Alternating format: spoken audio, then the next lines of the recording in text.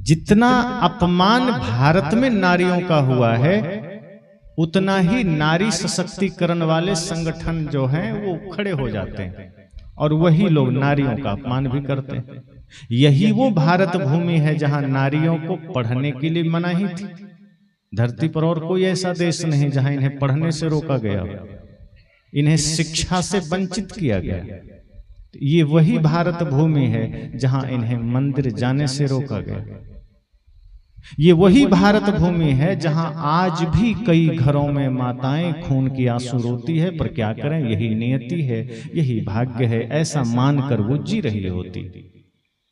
Social media का जमाना है, कभी कभार किन्हीं की पीड़ा बाहर आ जाती, नहीं सहन होता है तो कोई दूसरा कदम उठा लेते हैं, या फिर कहीं बहुत हिम्मत करके कोर्ट तक पहुंच गए तो तब भी मामला बिगड़ता है।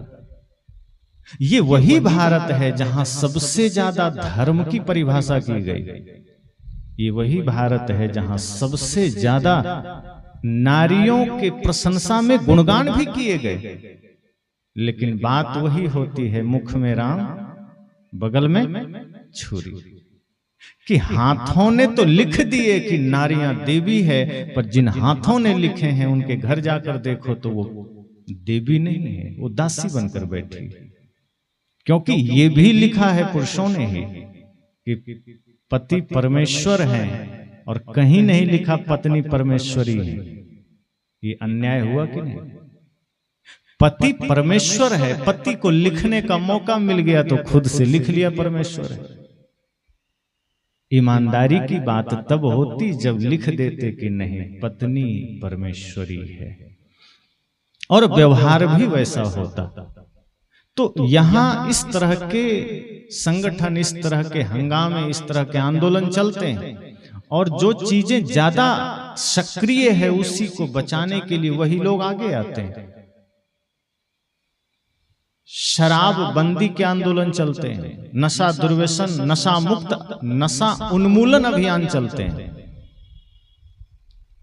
और गजब की बात है कि इसमें भारत कहीं पीछे नहीं है दूसरे देश से। हम बड़े गौरवान्वित होते हैं कि हम उस देश की वासी हैं जिस देश में गंगा बहती है, और दुर्भाग्य है कि शराब में डुबकी लगाते हैं। तो आंदोलन हमारे यहां चलते हैं नारी सशक्तिकरण का, कन्याओं के लिए तमाम प्रकार के आंदोलन चलते हैं कि बेटियां पढ़ें, बेटी बढ़ें, कन्याओं को पढ़ाओ, सशक्त करो, शिक्षा दो। लेकिन ये बातें सिर्फ पब्लिकली होती है, लोगों के बीच में।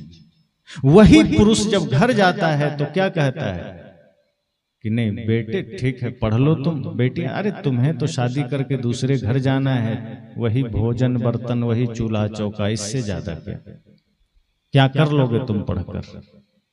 तो बाहर जो भाषणबाजी देकर आया था कि कन्याओं को भी आगे आना चाहिए, वो अपने ही घर में अपनी बेटियों से इस तरह के सवाल करता है। हालांकि सदगुरु कबीर की क्रांति के बाद बहुत हद तक भारत की चेतना जगी, और आज खास करके मैं छत्तीसगढ़ में बहुत खुश होता हूं कि यहाँ बच्चियों की शिक्षा के लिए बहुत काम हुआ है। यहाँ छोटे छोटे स्तर पर भी शिक्षा के लिए बड़े प्रयास हैं, पर ये चीजें अभी भी बहुत ऐसे प्रांत है जहां बहुत मुश्किल होता है। आज की सच्चाई है, हम भले ही कह लें कि जातिवाद खत्म हो गया, नारियों के साथ भेदभाव खत्म हो गया, पर अभी बहुत भयंकर जड़ जमी है। इसलिए मैं कहता हूं कि माताओं को खुद ये संकल्प लेना होगा, अपने देह भाव से मुक्त होकर। इस पर मैं नारी सशक्तिकरण और नारी उत्थान पर मैं कल चर्चा करूंगा। अभी जो मुझे कहना था, क्योंकि एक प्रश्न आया था मेरे पास कि आज भविष्य वक्ताओं की बड़ी भीड़ आ गई है देश में, जो किसी न किसी रूप में चारों ओर हमारे भविष्य को लेकर बड़े चिंतित हैं। सब आपके भविष्य को लेकर भविष्य वक्ता बड़े चिंता में है, और वो नियम नीति बनाने बैठे हैं कि आपका भविष्य कैसे ठीक होगा। अब आपके भविष्य ठीक करने में उनका वर्तमान बढ़िया हो रहा है, क्योंकि आप दे रहे हैं, नोट। और ये तरीका टेक्नोलॉजी के सहारे से बढ़िया से हो रहा है। मोबाइल आप खोलिए तो अब कोई भी वीडियो देखिए, एस्ट्रो टॉक के नाम से आपके पास एप्स का प्रचार आ जाता है। और उसमें क्या आता है, एक सज्जन ने वही पूछा कि स्वामी जी क्या भविष्य वक्ता लोग जो टेक्नोलॉजी का सहारा लेकर के हमारा भविष्य बताते हैं, ये क्या है कि जन्म कुंडली डालिए, आपकी शादी कब होगी एआई बता देगा, एस्ट्रो टॉक बता देगा, मतलब कोई ज्योतिषी बता देगा। या आप अपना नाम डाल दीजिए, पता डाल दीजिए, उसके बाद आपका भविष्य बता देंगे। हाथ की रेखा पढ़कर आपका भविष्य बता देंगे। और यदि समस्या होगी तो आपको ताबीज भी भेज देंगे, यंत्र भी भेज देंगे, धन वर्षा यंत्र दे देंगे, ग्रह लगन मुहूर्त को वश में करने वाली अंगूठी भी भेज देंगे। एक प्रचार तो ऐसा चल रहा है कि ये 8 मुखी रुद्राक्ष है, कोई 6 मुखी, कोई 8 मुखी, कोई 4 मुखी लेके बैठा है, बढ़िया दुकान सजाया है। अब उसका कहना है कि अगर आप ये रुद्राक्ष पहनेंगे तो आपके जीवन में धन बरसेगा, दुख दर्द मिटेंगे। अब आपके जीवन में बरसे न बरसे, बेचकर उसके जीवन में तो बरस जा रहा है, ये तो सत्य है। और यदि ऐसा होता कि रुद्राक्ष पहनने से ही धन बरसता तो सबसे धनी लोग तो हमारे देश के होते। फिर एलन मस्क अभी दुनिया का सबसे धनी आदमी है, मैंने कहीं नहीं देखा रुद्राक्ष पहने हुए। अभी वर्तमान में बहुत रिकॉर्ड तोड़ दिया है उसने धन के मामले में। कुछ दिन बाद वो इतिहास का रिकॉर्ड तोड़ने वाला है। उसका संकल्प है हमको इतना धनी हो जाना है कि इतिहास में उतना धनी कोई ना हो, व्यक्तिगत रूप से। तो हमारे यहाँ टीवी के माध्यम से, मोबाइल के माध्यम से हमारे मस्तिष्क से खिलवाड़ चल रहा है।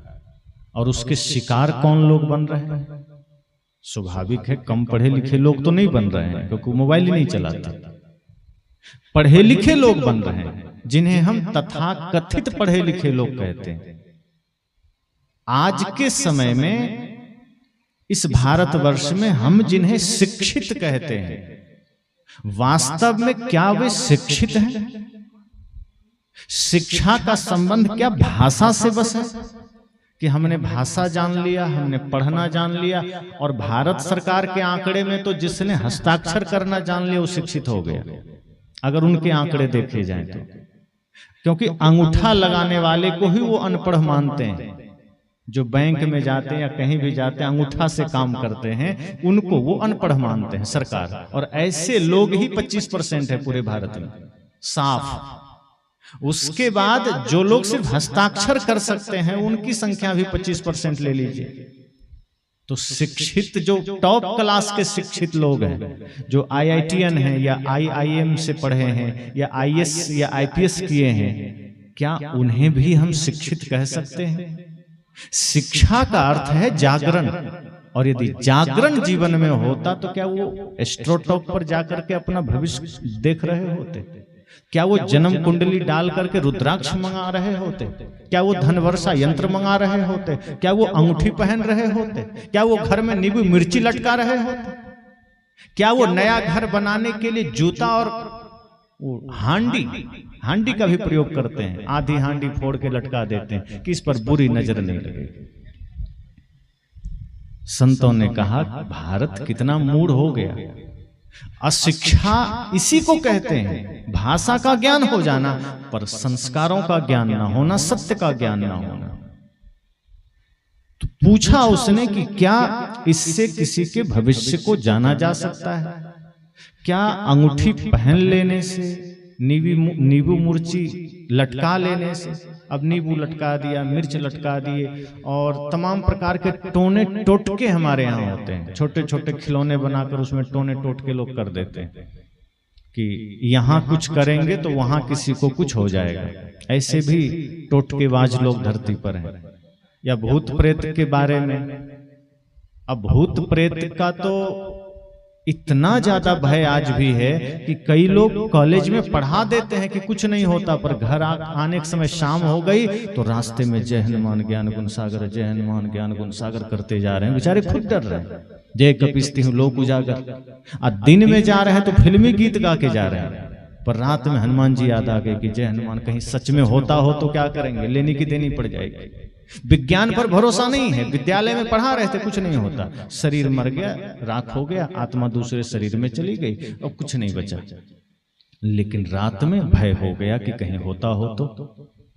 और ऐसे लोग मेरे सामने आए हैं जो कहते हैं क्या करें स्वामी जी, विद्यालय में पढ़ा देते हैं पर भरोसा नहीं होता। कई बार जो चीज मैंने देखा है लगता है सच में होता हो तो, इसलिए डर भी लगता है। तो इस तरह की संख्या बहुत ज्यादा है। और एक बार मैं इस पर बोल रहा था, आश्रम में ही लाइव प्रश्नोत्तर का मेरा सत्संग चल रहा था। जब आश्रम में रहता हूं तो शाम को 8 बजे प्रतिदिन, जब भी आश्रम में रहूंगा तो शंका समाधान या आध्यात्मिक ज्ञान यात्रा के नाम से प्रश्नोत्तर का कार्यक्रम चलता है। जो अब मान लीजिए प्रवचन तो कोई भी सुन लेते हैं, पर मन में कोई प्रश्न खड़ा हुआ, कोई जिज्ञासा खड़ी हुई तो कैसे पूछेंगे। और फोन पर उतना पर्याप्त समय नहीं रहता कि मैं फोन से बताऊं। तो शाम को 1-1.5 घंटे का सत्र हमारा चलता है। फिर उसमें लोग प्रश्न करते हैं और मैं सामने से ही प्रयास करता हूं कुछ उत्तर देने का, समाधान करने का। तो जब मैं भूत प्रेत पर बोल रहा था तो एक सज्जन ने लिखा कि मोबाइल में आकर के भाषण देना बड़ा सरल है, रियल में कभी मरघट जाके देखिए तब पता चलेगा बाबा जी। तो मैंने कहा आज ही चलते हैं, इसमें दिक्कत क्या है। और फिर आप देखिएगा मेरा YouTube पर लाइव वीडियो है, रात के 11 से 12 के बीच में। कहा 12 बजे रात में आप मरघट जाके दिखाइए। और हम गए, हम कहे चलो भाई अब इतना कह दिए तो हम वहीं जाके दिखावें, क्योंकि हमें पता है जो नहीं होता है तो उसके रत्ती मात्र शंका क्यों होगी। रात हो दिन हो, ज्यादा होगा वहां कोई सांप मिल सकता है, बिच्छू मिल सकता है, लकड़बग्घे मिल सकते हैं, क्योंकि हमारा आश्रम जहाँ वहाँ लकड़बग्घा आज भी है जंगलों में, तो हो सकता है वो मिल जाए। उसकी सुरक्षा के लिए छोटा सा डंडा हमने हाथ में रख लिया और मोबाइल लेके हमने लाइव किया। वहां लकड़ियां मिली, लाशों के कपड़े मिले, नए कपड़े भी मिले। कुछ लोग छोड़ जाते हैं ना उनके धोतियां, साड़ी, और हम पूरा मरघट छान डाले यहां से वहां। और लाइव में हमने कहा कि आप लोग देखिए यहां मैं अकेला घूम रहा हूं, मन नहीं लग रहा है। एक आध भी भूत मिल जाता, थोड़ी चर्चा हो जाती, थोड़ा सा आनंद आता, कुछ बातें कर लेते, पता नहीं सब कहां चले गए। मिल नहीं रहे कोई, चलो कोई नहीं मिला, मैं इनके कपड़े उठा ले जाता हूं। तो जो धोतियां पड़ी थी नई थी उसको मैं उठा लिया कि मैं उपयोग कर लूंगा। मैं सोचा कम से कम कहीं गए हों भंडारा खाने भूत, पता चले मेरा कपड़ा चोरी हो गया तो इसी बहाने आ जाए कहीं हमसे लेने। और वो कपड़े आज भी आश्रम, अब तो खत्म हो गए होंगे, लेकिन हमने बहुत दिन पर्दे में उपयोग किया।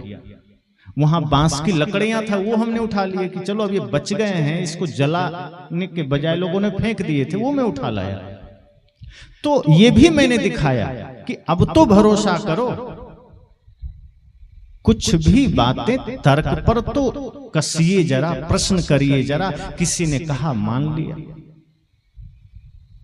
लोग कहते हैं कि नहीं मैं जो कह रहा हूं विश्वास करो, और यहीं से झूठ का जन्म होता है, यहीं से अविद्या का जन्म होता है। क्योंकि आप कभी ये नहीं कहते सूरज है विश्वास करो, क्यों कहना विश्वास करो है? कभी आपने कहा कि नहीं सूरज है विश्वास करो? ये माइक है, मैं क्यों कहूं माइक है विश्वास करो?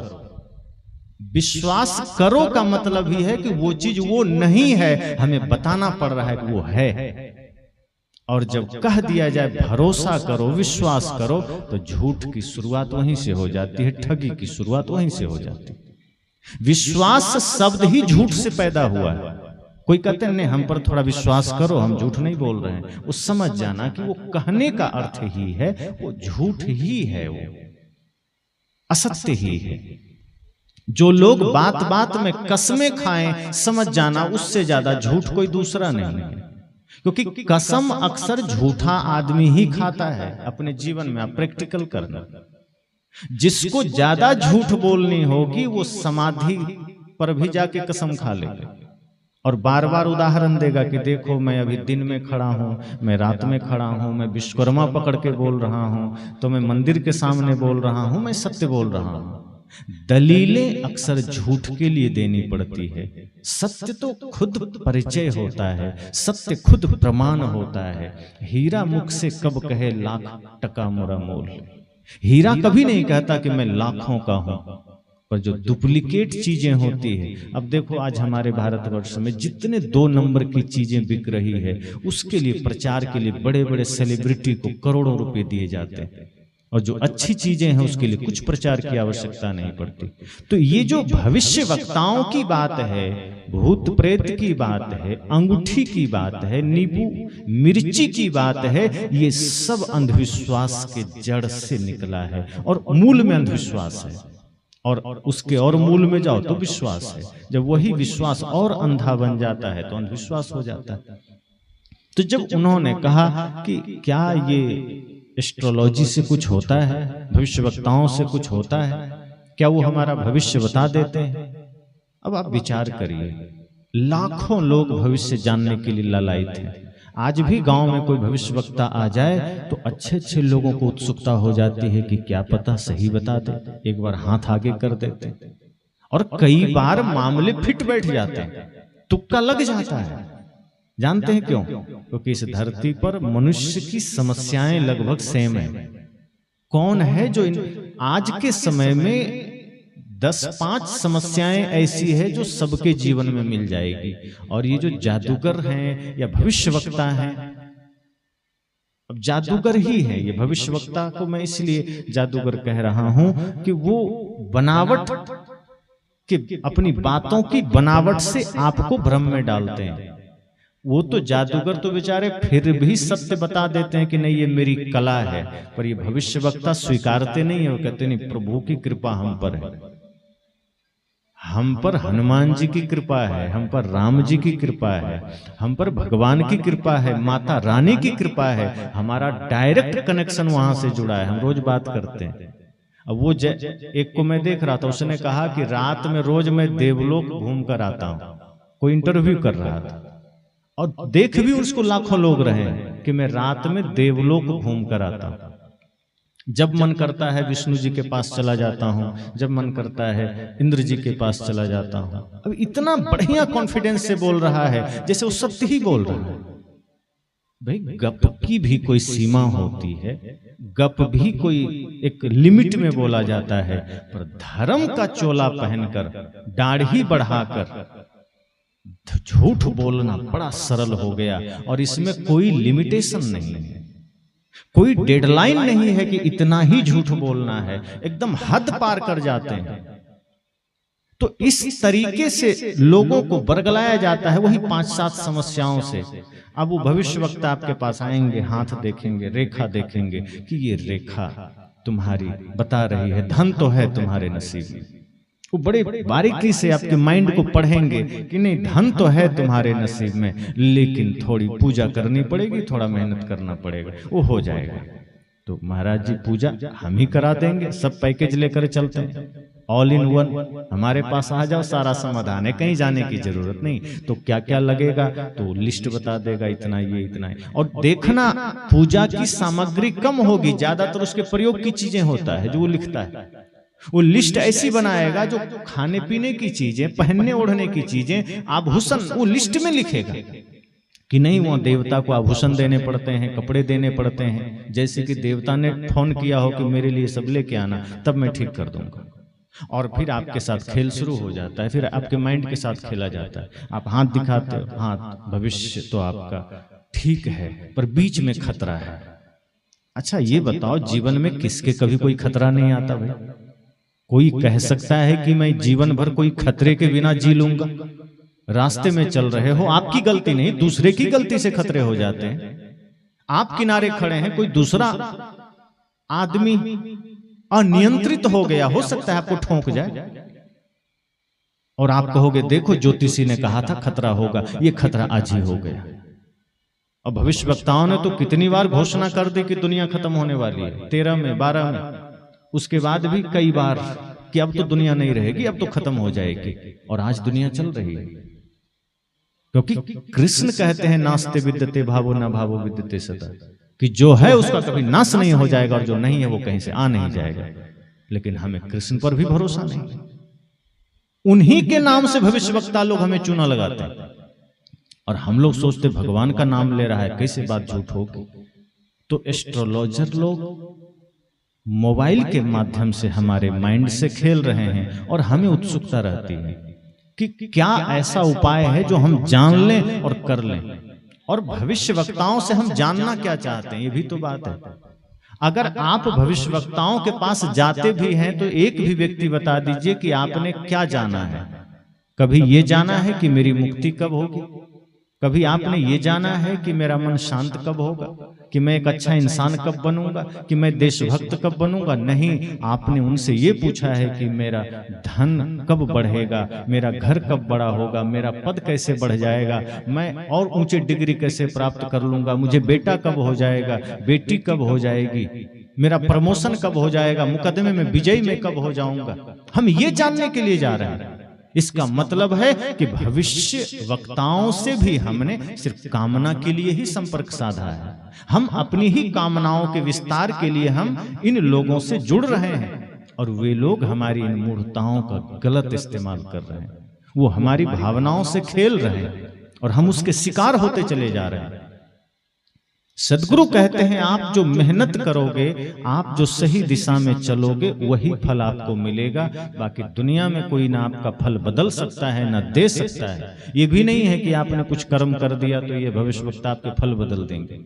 कोई उपाय नहीं है कि आपने अगर आग में हाथ डाला है तो कोई भविष्यवक्ता या कोई जादूगर या कोई बाबा आपके हाथ को जलने से नहीं बचा सकता। वो साइंस बचा सकता है। साइंस ऐसे बचाएगा कि मलहम लगा लो, इंजेक्शन लगा लो, कुछ आयुर्वेद की दवाइयां लगा लो, ठीक हो जाएगी। लेकिन ऐसा नहीं है कि बिना कुछ किए ठीक हो जाएगा। तो उनके सवाल और जवाब बड़े गजब के होते हैं। वो आप कहेंगे कि हम बड़े परेशानी में है, जरा हाथ देख लीजिए, तो वो कहेगा हाँ तुम चाहते तो हो अच्छा करना, पर तुम्हारे आसपास के लोग तुम्हें अच्छा करने नहीं देते। तो किसके आसपास के लोग अच्छा करने देते हैं, जरा बताइए। कई लोग आपके बाधा करते हैं। फिर आप कहते हैं कि महाराज जी, बाबा जी और कुछ बताइए। वो कहते हैं तुम कमाते तो बहुत हो, पैसा टिकता नहीं। तो भाई क्यों टिकेगा? कमा ही रहे हो खाने और खर्च के लिए, टिकाने के लिए कमा रहे हो। एक आदमी ने मुझसे भी पूछा महाराज जी पैसा नहीं बचता है। मैं कहा बचाना ही क्यों है, खर्च करो, खर्च के लिए तो कमा रहे हो। खाओ पियो, बच्चों में खर्च करो, सेवा करो, और ज्यादा बचाना है थोड़ा और मेहनत करो। इसका मतलब यह है कि अभी तुम उतना कमा रहे हो जितना में तेरा काम चल जाए। तुम्हारा घर चल रहा है, तुम्हारा जीवन चल रहा है, अब तुम बचाने की बात कर रहे हो, थोड़ा और मेहनत कर लो, बच भी जाएगा। या फिर ये देखो कि आप जो खर्च कर रहे हो उसमें कुछ फिजूल तो नहीं है। फिजूल है तो वो छोड़ दो। अगर फिजूल छोड़ दोगे फिर पैसा बच जाएगा। लेकिन ट्रिक यही है कि आप जो चाहते हैं वो होता नहीं है। तो इस धरती पर तो रावण भी चाहता था कि हम स्वर्ग में सीढ़ी लगा दें, हुआ क्या? तो किसका हो जाता है भाई? आकांक्षाओं का अंत नहीं है। आप भी चाहते हैं बहुत कुछ हो जाए, हो जाए, कौन नहीं चाहता? किसका पूरा होता है? किसी का पूरा नहीं होता। और इस तरह के दो चार ट्रिक लगा करके, और कुछ हुआ तो आपके पूर्वज के कुछ नाम बता देंगे, कुछ घटनाओं का जिक्र कर देंगे, तुक्का बैठ जाता है। अब 1 लाख आदमी गया, 5 का भी तुक्का बैठ गया, तो वो 5 फिर प्रचार करते हैं कि नहीं मेरा ठीक हो गया, मेरा ठीक हो गया। वो 5 फिर 5 लाख को लेके आते हैं। अब 5 लाख में 10 का ही ठीक हुआ तो बाकी का क्यों नहीं हुआ? अब कई लोग हमारे पास भी आते हैं कि महाराज जी हमारी बकरी चोरी हो गई, भैंस खुल गई, कोई चुरा लिया, जरा बताइए किस दिशा में गई। तो मैं तो स्पष्ट बोल देता हूं भाई मैं सीबीआई थोड़े जो मैं तुम्हारे भैंस का पता करूं। भैंस खुली है तो जाके देखो किसी दिशा में गई होगी, थाने में रिपोर्ट कराओ, खुद खोजो। नहीं, कई बाबा तो बता देते हैं कि ठीक है उनको दिशाओं का ज्ञान होगा, बैठ के कहीं से कैमरा लगा के देखते हो। अब 50 आदमी की भैंस खुली और 2 का सही निकल गया तो बाबा की जय जयकार हो जाती है, क्योंकि 4 ही दिशा है और 4 में ही कहीं ना कहीं गई होगी। अब 10 आदमी का सही निकल ही जाएगा ना। कि कोई जरूरी थोड़े सारी भैंसें पूरब ही गई होगी, पश्चिम, कोई उत्तर भी गई होगी, कोई दक्षिण भी गई होगी। और बाबा जी ने कह दिया चलो दक्षिण गई, अब दक्षिण में 10 भी गई तो 10 के लोगों को तो लगा कि अरे बाबा जी बड़े पहुंचे हुए हैं, बड़े ज्ञानी आदमी हैं, ये तो भविष्य बता दिए, और हम फंस जाते हैं। ये कितना बड़ा धोखा हमारे साथ हो रहा है कि हमें आज मोबाइल और टीवी से किस तरह से अपने वश में किया जा रहा है। हम वही सोच रहे हैं, वही बोल रहे हैं, वही कर रहे हैं जो वहां से बैठकर कोई डिसाइड कर रहा है। भविष्यवक्ता वहां बैठकर आपका भविष्य तय कर रहे हैं कि आपको सोचना क्या है, आपको देखना क्या है, आपको बोलना क्या है, आपको खाना क्या है। और आप इसी चक्कर में जा करके अपने जीवन को किसी और के हवाले कर रहे हैं। आपका निर्णय कोई दूसरा कर रहा है, क्योंकि आप चाह भी कुछ दूसरा रहे हैं। अगर आप ये चाहते कि मैं जीवन में शांत कैसे होऊं, मैं सच्चा इंसान कैसे बनूं, तो शायद भविष्यवक्ता के पास ना जाते, फिर किसी सच्चे गुरु के पास जाते, फिर किसी मार्गदर्शक के पास जाते कि सच्चा इंसान बनने के लिए कुछ तप करने पड़ते हैं, कुछ तपस्याएं करनी पड़ती है, कुछ त्याग करना पड़ता है। बिगड़ने के लिए कुछ नहीं करना पड़ता। किसी को बिगड़ना हो तो कुछ करने की जरूरत नहीं, बुराइयां खुद फैल जाती। अभी आप देख लो, यहाँ अंधेरा खुद फैल जाएगा, कुछ करना पड़ेगा क्या? आप लोग कुछ करेंगे कि नहीं? अंधेरा करना है तो कुछ करना पड़ेगा, थोड़ी देर प्रतीक्षा करो, अंधेरा खुद हो जाएगा। लेकिन प्रकाश करना पड़ता है, सूरज को निकलना पड़ता है, या फिर लाइटें जलानी पड़ती है। अंधेरे के लिए कुछ नहीं करना पड़ता। किसी को बिगड़ना हो तो कुछ मेहनत नहीं करना पड़ता। ना किसी को स्कूल भेजना है, ना विद्यालय कॉलेज, कुछ नहीं, ना कोई शिक्षण संस्थान कहीं नहीं भेजना, ना कोई सत्संग में भेजना है। किसी को कुछ सिखाना हो तो भेजना पड़ता है, किसी को सही बनना हो तो भेजना पड़ता है। और जब ये बात मैं कहता हूं तो मुझे भगवान बुद्ध की याद आती है। पूरे सृष्टि में एकमात्र इकलौते भगवान बुद्ध हैं जिनको बिगड़ने के लिए भेजा गया था, क्योंकि कह दिया गया कि तुम्हारा पुत्र सन्यासी बनेगा, तो एक इकलौते सिद्धार्थ को बिगड़ने के लिए भेजा गया। बाकी कोई बिगड़ने नहीं भेजता। एक सिद्धार्थ ही थे जिनके पिता ने उनको नृत्य देखने के लिए भेजा, शराब पीने के लिए भेजा, जुआ खेलने के लिए भेजा। सारे कुकर्म कर लो तुम, लेकिन सन्यासी मत बनना। उनको बनना था, वो सब करके भी बन गए ना, कोई मार्ग रोक पाया उनका। लेकिन आज उनको छोड़कर बाकी सबको संभलने के लिए भेजा जाता है, सुधरने के लिए भेजा जाता है, अच्छा इंसान बनने के लिए भेजा जाता है। और बनते कितने लोग? 100 में 1, वो भी शायद मुश्किल होगा। तो अंधेरा खुद फैलता है, बुराई खुद फैलती है, समस्याएं खुद फैलती है, मेहनत नहीं करनी पड़ती। अभी यहां से कोई चीज मैं गिराऊं तो जमीन पर खुद गिर जाएगी, उसके लिए यंत्र की आवश्यकता नहीं। पहाड़ से किसी को नीचे फेंकना हो, बड़ा सरल है, धक्का दे दो खुद नीचे आ जाएगा। मशीन नहीं लगाना है। लेकिन नीचे से किसी चीज को ऊपर लाना हो तो बड़ी मेहनत की आवश्यकता है, यंत्र की आवश्यकता है। इसी तरह उत्थान के लिए तपस्या लगती है, मेहनत लगती है। पतन के लिए कुछ भी नहीं लगता।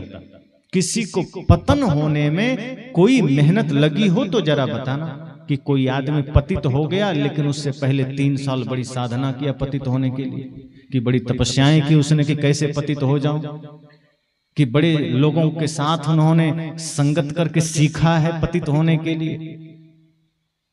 कुछ भी गलत करना हो उसके लिए मेहनत नहीं लगती है, थोड़ी सी बेहोशी लगती है। पाप के मार्ग पर जाने के लिए थोड़ी सी मूर्छा की आवश्यकता है, बेहोशी की, और आदमी गलत हो जाता है, चोर बन जाता है, शराबी बन जाता है, डकैत बन जाता है। इसके लिए कुछ मेहनत की आवश्यकता नहीं। ये बच्चे छोटे छोटे गालियां सीख जाते हैं, कहीं सिखाई नहीं जाती। कोई पिता बैठकर नहीं कहा होगा कि आज 10 गाली लिख कर देता हूं, जरा याद करके कल सुनाना, और 10 सुना लिया तो कल 10 और देंगे। किसी ने किया है? आपने माताओं जरा बताना, अपने बच्चों को कभी लिख कर दिए हो कि थोड़ा 5 गाली सुनाना, याद है कि नहीं? कि क्रोध कैसे करना है जरा जरा सीख लो। जरूरत पड़ेगी कभी लड़ने पर। लेकिन आप कविताएं लिख कर देते हो कि जरा सुनाना, आप इंग्लिश के शब्द लिख कर देते हो कि सुनाना, आप हिंदी के शब्द देते हो कि इसको पढ़ना, आप भजन लिख करके देते हो कि इसको याद करना, लेकिन भजन आप 10 लिख कर देते हो, एक भी सुना दे तो बात बड़ी हो जाएगी। गाली एक भी लिख कर नहीं देते हो, पर दूसरे दिन कहीं झगड़े हो जाए बच्चों के तो देखो दोनों तरफ से गालियों की बौछार शुरू हो जाती। सिखाई नहीं गई है, बुराइयां फैलती है खुद, अंधविश्वास फैलता है खुद, मेहनत नहीं करनी पड़ती। सदगुरु कहते हैं इस संसार में, खास करके भारतवर्ष में आज जो अंधविश्वास फैला है ये बेहोशी में फैला है, और हमने खुद अपने खिलवाड़ का मौका दिया है दूसरों को, दूसरे के हाथ में खुद, कि मेरा भविष्य तुम तय करोगे, क्योंकि मेरी कामना वही है कि मुझे संसार चाहिए। अच्छा देखो, भविष्यवक्ताओं से लोग क्या पूछते हैं, जो लोग मोबाइल के माध्यम से जानना चाहते हैं वो डेट ऑफ बर्थ डालते हैं कि हमें कौन सी लड़की मिलेगी, ये पूछ रहे हैं। वो ये नहीं पूछते कि मुझे कौन सा ज्ञान मिलेगा, मुझे लड़की मिलेगी कि नहीं, कौन सी मिलेगी, ये पसंद है, ये मिलेगी, इसी के साथ शादी होगी, दूसरे के साथ होगी, ये धन मिलेगा, वो मिलेगा, ये सोना चांदी। कामनाओं के अतिरिक्त मांगना ही क्या है, और कामनाओं की पूर्ति के लिए हम भविष्यवक्ताओं का सहारा ले रहे हैं, और हमें लगता है कि सब ठीक हो जाएगा, और हमारे हर एक समस्या का समाधान लेकर वो बैठे हैं, भले ही वो खुद समस्या में हैं। कई बार तो मैं देखता हूं कि आदमी के भविष्य के साथ सिर्फ भविष्यवक्ता ही नहीं खेल रहे, ये सरकारें भी खेल रही है, क्योंकि इन भविष्यवक्ताओं ने जो कुछ भी धंधा चलाया है, इनको लाइसेंस सरकार ने ही दिया है। चाहे स्ट्रो टॉक वाला मामला हो, चाहे धन वर्षा यंत्र का प्रचार टीवी पर आ रहा हो, क्या सरकार को पता नहीं है कि कोई भी एक आदमी मुंह उठाकर चला आता है कि अगर आप धन से हीन हैं, आपके पास धन नहीं है, आप गरीब हैं, आपको खाने को भी कुछ नहीं है, तो बस अब आपका समय आने वाला है, अब चिंता मत करिए, मात्र 2100 रुपया में ये धन वर्षा यंत्र घर ले जाइए और एकदम अरबपति हो जाइए। और सरकार देख रही है, तो सरकार की सहमति के बिना ये हो रहा है क्या? और यदि ये झूठ है तो सरकार उसको रोकती क्यों नहीं? और यदि ये सच है तो 5 किलो चावल बांटने की जगह यही बांट दो, सब धनी हो जाए। कोई गरीब रहेगा भाई? ये 5 किलो हर महीने चावल दे रहे हो, एक बार सबको धन वर्षा यंत्र ही बांट दो, एक बार ग्रह लगन मुहूर्त वश में करने वाले अंगूठी बांट दो सबको। आज बहुत से भाइयों को मैं देखता हूं अंगूठी पहने हुए, तो कई तो बोल देते हैं मैं शौक से पहना हूं, कई कहते हैं बाबा जी ने बताया कि तुम पर ग्रह टेढ़ा है, ये पहन लो, ये धातु तुम्हें ग्रह टेढ़ा से बचाएगा। तो मैं सवाल करता हूं कि ये बताओ, जिस बाबा ने तुम्हें कहा कि ग्रह टेढ़ा है, वो किस टेलीस्कोप से देखे थे कि शनि ग्रह वहां दूर बैठ कर तुम पर टेढ़ा हो गया? किसने बताया उनको? और पढ़े लिखे लोग हैं, शनि ग्रह हमसे कितना बड़ा है, कई गुना लाखों गुना बड़ा है शनि ग्रह।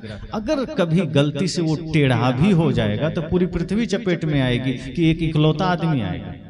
एक छोटा सा उल्का का पिंड भी पृथ्वी से टकरा जाए तो भूकंप आ जाती है, थर्रा जाती है पृथ्वी। और हालांकि ऐसा हुआ नहीं है, हो जाए तो प्रलय है। और वो बैठकर आपको क्या समझा रहे हैं कि तुम पर शनि ग्रह टेढ़ा हो गया है, और आप कहते बाबा जी समाधान क्या है? अंगूठी है ना मेरे पास, पहन लो। अरे वो उस अंगूठी से एक छोटा सा टुकड़ा पहले सीधा करके दिखा दो, तब शनि ग्रह टेढ़ा सीधा होगा। लेकिन हम इतने इन चीजों के शिकार हो चले हैं कि हमें क्या लगता है कि नहीं, ये बाबा जी अंगूठी दे रहे हैं, भले ही वो फुटपाथ पर बैठ करके एक चादर तान करके वहीं बैठ के वो अंगूठी बेच रहा हो, दिन भर में वो 10-20 अंगूठी बेचता होगा, 100-200-500 रुपए का, कभी 1000-2000 का। अगर ग्रह उस पर टेढ़ा नहीं है तो वो फुटपाथ पर बैठकर अंगूठी क्यों बेच रहा है? सबसे पहले तो उस पर ग्रह टेढ़ा है कि बेचारा वो फुटपाथ पर धूल फांक करके आपको अंगूठी बेच रहा है। अगर उसके ही जीवन में ग्रह सीधा होता तो सबसे पहले तो उसको कहीं और बैठना चाहिए, वो वहां क्यों बैठा होता? लेकिन धीरे धीरे आपके नासमझी का गलत फायदा उठा करके वो फुटपाथ से 5 स्टार में चला जाता है। और अंगूठी बेचने वाले, रुद्राक्ष बेचने वाले शुरू तो करता है फुटपाथ से, लेकिन एक समय ऐसा आता है जब वो 5 स्टार में बैठ करके बड़े बड़े लोगों के साथ मिल करके फिर वो अपना बिजनेस चलाते हैं। हजारों करोड़ का टर्नओवर उनका होता है। मैं देख रहा था कि जो एस्ट्रोटॉक वाला बिजनेस है भारत में सबसे ज्यादा सर्च किया जाने वाला बिजनेस है। सबसे ज्यादा एस्ट्रोटॉक पर लोग सक्रिय हैं। दूसरे नंबर पर ग्रोसरी ऐप आता है जिससे लोग खाने पीने के सामान ऑर्डर करते हैं, ये दूसरे नंबर पर आ रहा है। जो जीवन का हिस्सा है जिसमें हम खाना पीना ऑर्डर करते हैं, ये दूसरे नंबर पर है। पहले नंबर पर हम अपना भविष्य जांच रहे हैं। सोचिए कि हमें अपना भविष्य दूसरों से पता करना पड़ रहा है। सबसे गजब की बात यह है कि दूसरे तुम्हारा भविष्य कैसे बता देंगे? उन्हें खुद अपना भविष्य पता नहीं, उन्हें खुद अपने बारे में पता नहीं। आपका भविष्य कोई नहीं बता सकता है। अगले पल क्या होगा किसी को पता नहीं है।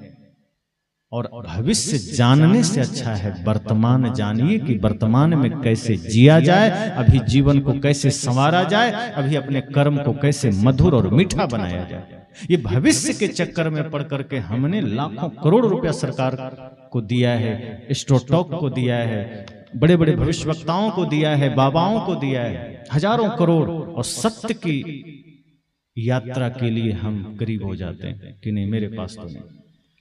अगर कोई ढोंग करने आ जाए, पाखंड करने आ जाए, हमारा भविष्य बताने आ जाए, तो हम वहां लाखों उड़ेल देते हैं, सड़क पर पैसे बिछा देते हैं।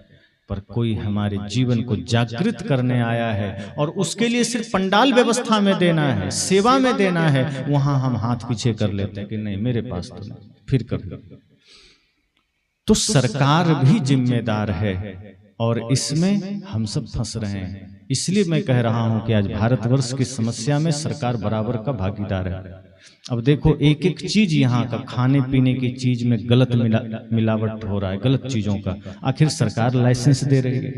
घी डुप्लीकेट, दूध डुप्लीकेट, तेल डुप्लीकेट, आटा मैदा डुप्लीकेट, प्रसाद डुप्लीकेट, आप कुछ भी लेने जाओ। बल्कि अब तो लोग मजाक बनाते हैं कि भारत में तो जहर भी ओरिजिनल नहीं मिलता। कोई शेष सोचे कि जहर लेके खाऊं तो जिंद मर जाऊं, तो जहर भी उसको नहीं मारता, वो भी डुप्लीकेट हो गया। आश्चर्य है, जहर से आदमी मरता नहीं है और जिस चीज को लाता है चलो अब तो बच गए, भगवान की कृपा है, थोड़ा प्रसाद ला के खा लें, वो प्रसाद में मिलावट है, खा के मर गए। जहर लाया था मर जाऊं, जहर से मरा नहीं। सोचा भगवान की कृपा हो गई, अब प्रसाद बांटो खाओ, और प्रसाद में जहर मिला था, खा के मर गया। सोचो कितना उल्टा हो रहा है। ये मिलावट का जहर हमारे यहाँ चल रहा है और सरकार का हिस्सेदारी है उसमें। हर एक चीज का लाइसेंस, आप खुद जमीन रजिस्ट्री कराने जाओ, दूसरे का नाम तीसरे को रजिस्ट्री हो जाएगा, वहां कोई रजिस्ट्रार जांच नहीं करता। फर्जीवाड़ा भरा पड़ा है तहसीलों में। और कौन लोग हैं, किसके साथ खेल रहे हैं? अपने ही देशवासियों के साथ, अपने ही लोगों के साथ। आपके साथ कोई हमदर्दी, कोई सहानुभूति नहीं है। दूसरे देश में कम से कम इतना है कि वहां की सरकारें अपने देशवासियों के लिए सजग है कि अगर कोई वस्तु आई है, कोई चीज आई है देश में कहीं से, तो उसका परीक्षण होता है, जांच होती है। अगर उस जांच में एक भी फॉल्ट पाया गया तो वहीं से ही रिटर्न कर दिया जाता है। हमारे देश में नहीं चलेगा। पर हमारे भारत देश में जितना 2 नंबर का चीज हो, जितना जहरीला चीज हो, जितना बीमार करने वाला चीज हो, सब आ जाता है। थोड़ा सा टेबल के नीचे से घूस मिल जाए, लाइसेंस दे दिया जाता है। तो यही चीजें हमारे देश को खोखला कर रही है। और ये सब इसलिए हो रही है कि हम भी उसी मानसिकता के हैं। हम भी जागे हुए नहीं हैं, हम भी होश में नहीं हैं कि हमारा मार्ग क्या है, हमारी दिशा क्या है। हम खुद भटकना चाहते हैं। हमने खुद भरोसा नींबू मिर्ची पर किया है, अपने कर्म पर नहीं किया है। सदगुरु कबीर हमें कर्म पर भरोसा करने को कह रहे हैं। कृष्ण हमें कर्मयोगी बनाना चाह रहे हैं और हमें लगता है कि ये नींबू मिर्ची हमें बचा लेगा, ये हमें एक्सीडेंट से बचा लेगा। बिल्ली पार कर जाए तो हम डर जाते हैं कि बिल्ली पार हो गई, अब गाड़ी कैसे ले जाए। ऐसी स्थिति कई बार आती है, हम लोग भी गाड़ी से चलते हैं तो बिल्ली जब पार कर जाती है तो हम लोग तो चले जाते हैं, तो कई लोग बाद में कहते हैं कि आप लोग रुके नहीं, तो क्यों रुके, जो जान पहचान के कहीं आसपास में। तो फिर लोग ये सोच लेते हैं कि बाबा लोग हैं, इनका आगे पीछे कोई रोने वाला है, कुछ हो भी गया तो कौन रोएगा, हम लोग का तो पूरा परिवार है, ये कह करके बात टाल देते हैं। वो ये नहीं सोचते कि रुके क्यों नहीं, कारण क्या है, भ्रम क्यों पाले मन में, बिल्ली को जाना था चली गई बेचारी, क्या दोष है उसका। ये सोचो कि आदमी से ज्यादा खतरनाक आज कोई नहीं है, बिल्ली चूहा कुत्ता कुछ भी नहीं, उसको पार होना था, पार हो गया, अपना काम करो। बल्कि मानसिकता हमारी ऐसी हो गई कि आज एक एक चीजों में हमने भ्रम को जगह दे दिया है, एक एक चीजों में हमने अंधविश्वास को जगह दे दिया है। खाने पीने सोने जगने उठने बैठने मुहूर्त से लेकर दिशा लगन सारी चीजों में हम दूसरे के भरोसे खड़े हैं, दूसरे के भरोसे चलने की चेष्टा कर रहे हैं। तो मैंने कहा कि चूंकि ये विषय बड़ा गहरा और लंबा था, समय इजाजत नहीं दे रहा है, अभी तो ये आधे में ही पहुंची ये बात, लेकिन मैं बातों को बढ़ाऊंगा नहीं क्योंकि सत्संग विराम करना है। और इस पर हमारी जो मूल में जो समस्याएं हैं, जो हम भविष्य के लिए या अपने जीवन के लिए जो हम खुद से पागल बने बैठे हैं, इसके मूल और भी बहुत सारे कारण हैं।